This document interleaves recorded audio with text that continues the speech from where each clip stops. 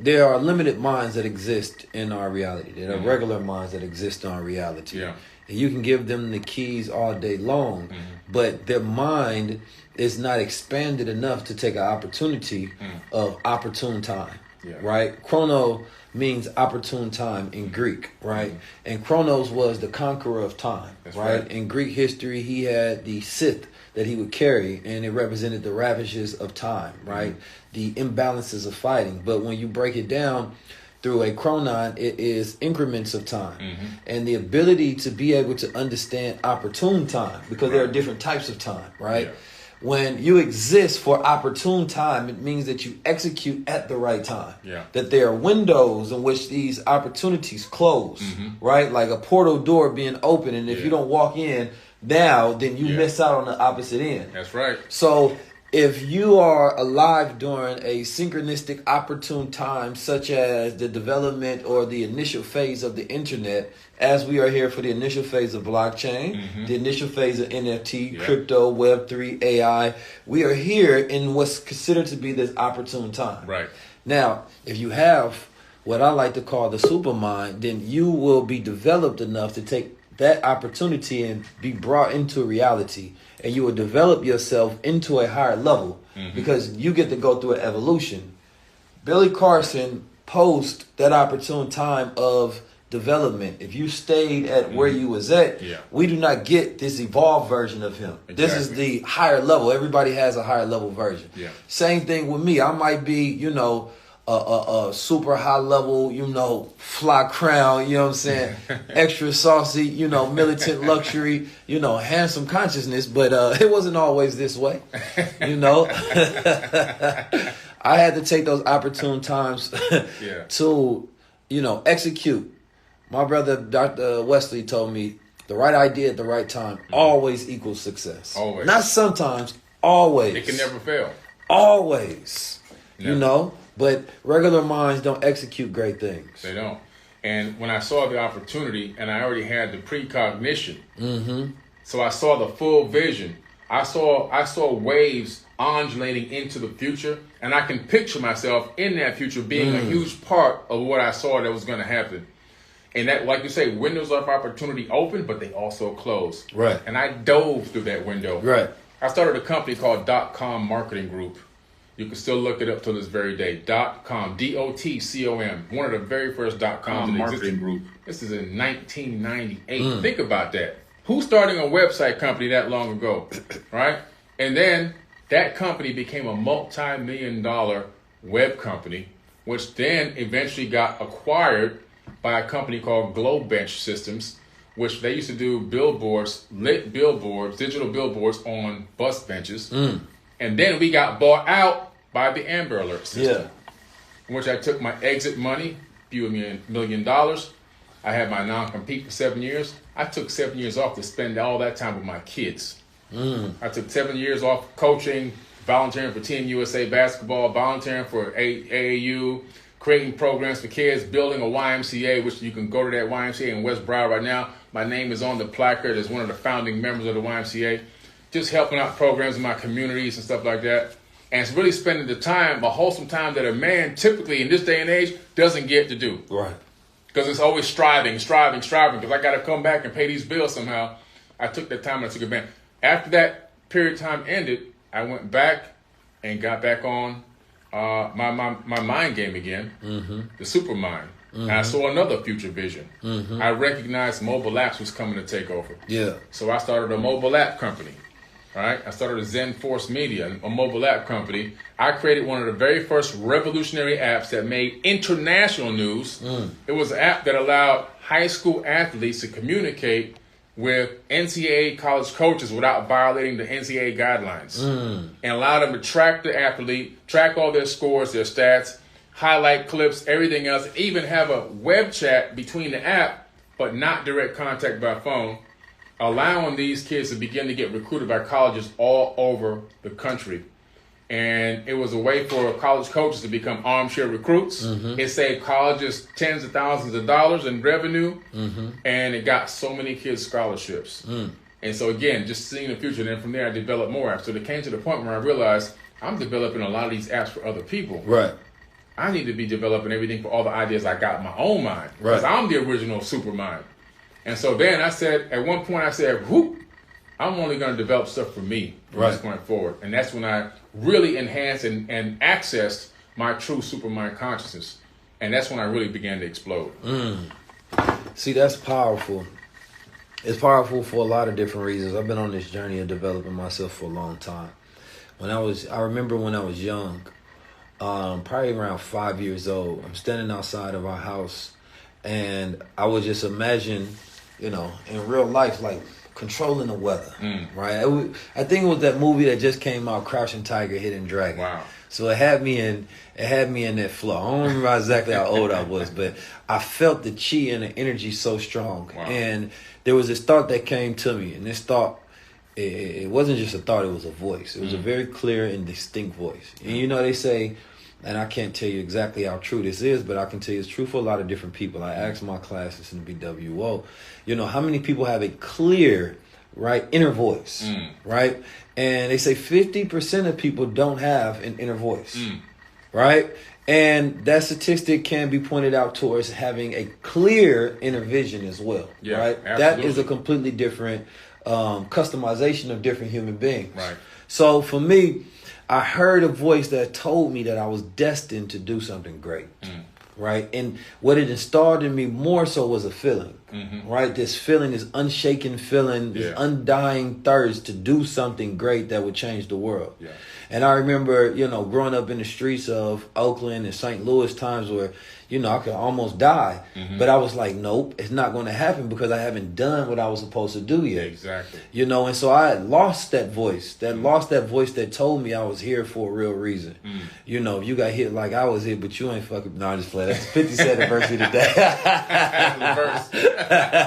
He's going to a rap verse. No, but for real though, in real life, I remember getting shot at and it was like, no, that's not how I go out because I haven't done what I'm supposed to do yet. And this was, me in the streets at a completely different version and status of life that I am now. But I grew up, when we was younger, went to Black Muslim private schools, we had to drill all year round. And it was for the development of my mind. You understand me? So, that drilling competition and the boxing and all the different things that we went through, because from an early age, I would be in FOI class and there would be brothers that come in here, teach mental, psychological techniques, spiritual techniques.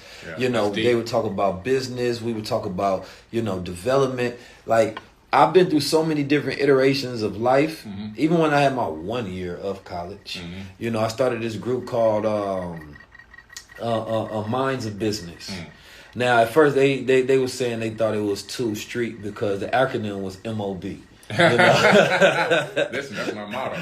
Yeah. That's my slogan. But what I did was, because I've always had a collaborative mind. So what I did was I took the names of everybody who is popular, everybody who, was somebody or smart. I put their name on a list and I plastered it around the campus. Wow. And I told them to show up to this meeting. Every single person on that list showed up. Even this girl I like. She had nothing to do with it. I just wanted her there. You just wanted her there, right? Yeah, I just wanted her there. She was there though. So the idea of the group was we come up with ideas and we fund that. You understand me? And we work to bring it together.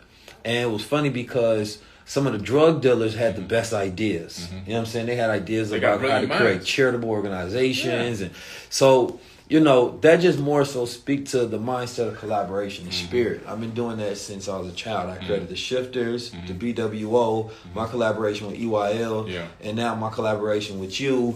Each one of these iterations are success stories, right, in their own right.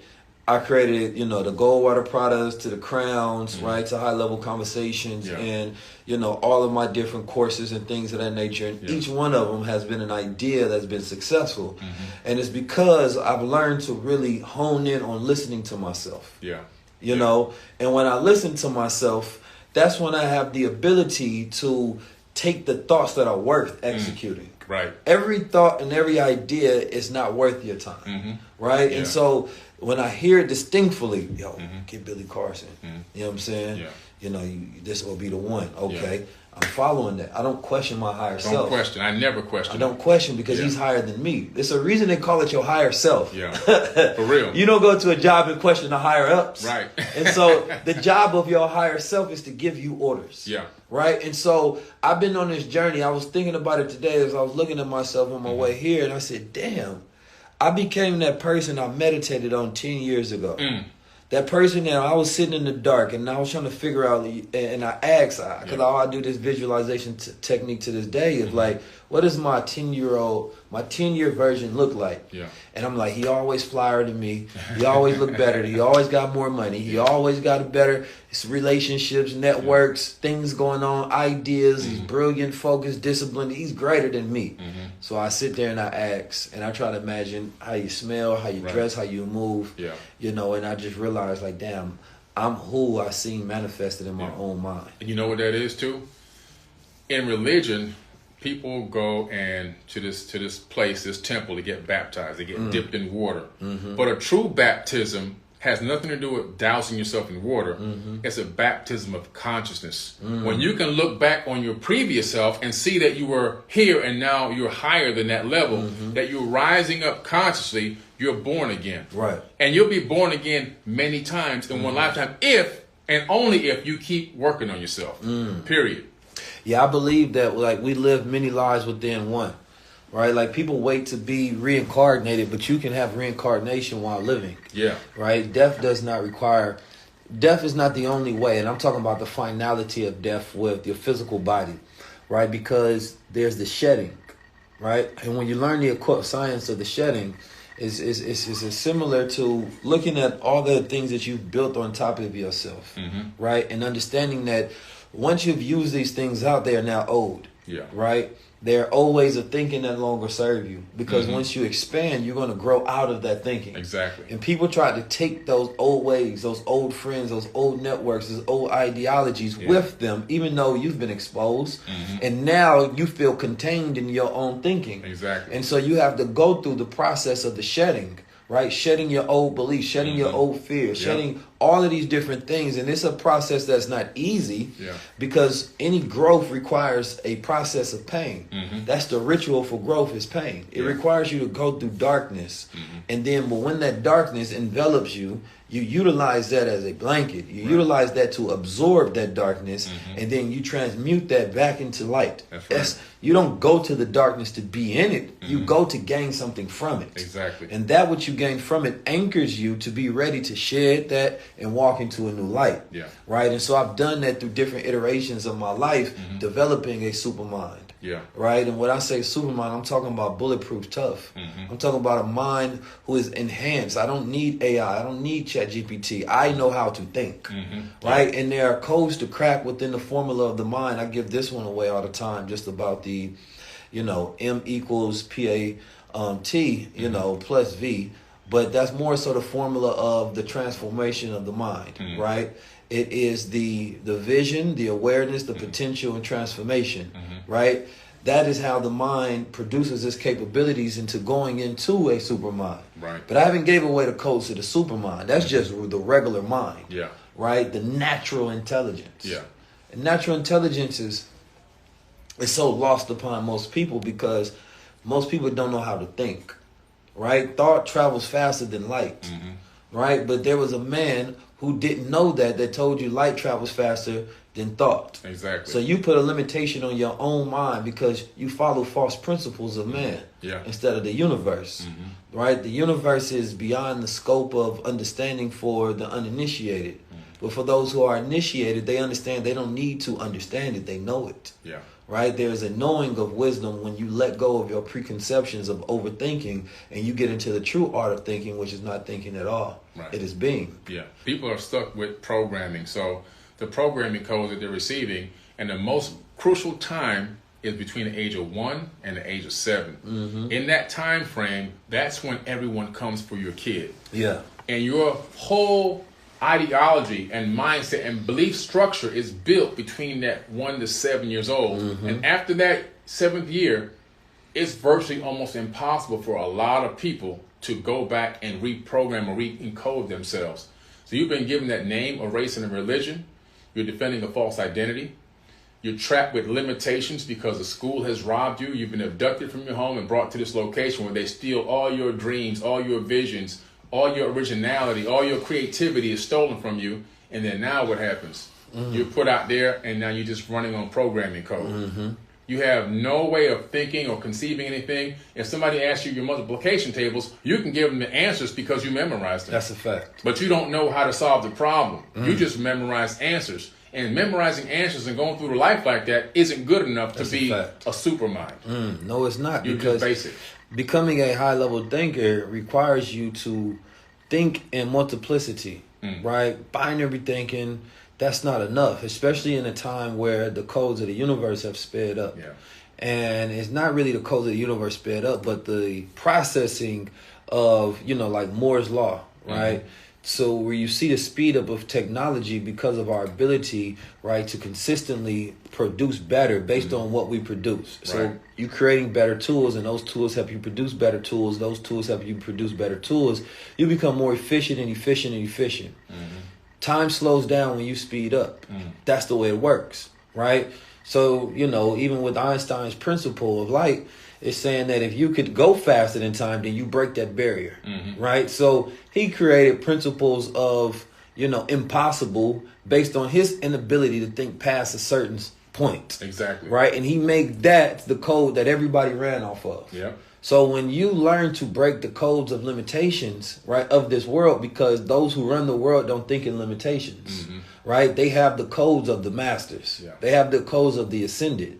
And so you may wonder, why is it that certain people have the ability to function at very high levels, right? Are they blessed with something? Are they lucky, right? Did they know some magical power that they were given in their DNA that nobody has? No. Everything that exists that a man has is because of the way he uses and develops his mind. Exactly. That is the singularity. We talk about a singularity within machine, right? But what about the singularity within mind, in man?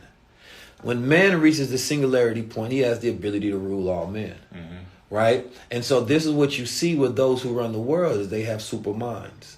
They have reached the singularity, which is not the over complex thinking that you may think that it is, but it's that they believe in the unknown. They believe in the occult. Yeah. And they know how to utilize that belief system to control the rest of the world, because it is beyond intelligence. Right? Once you get to the super knowing of self, you develop the super mind capabilities.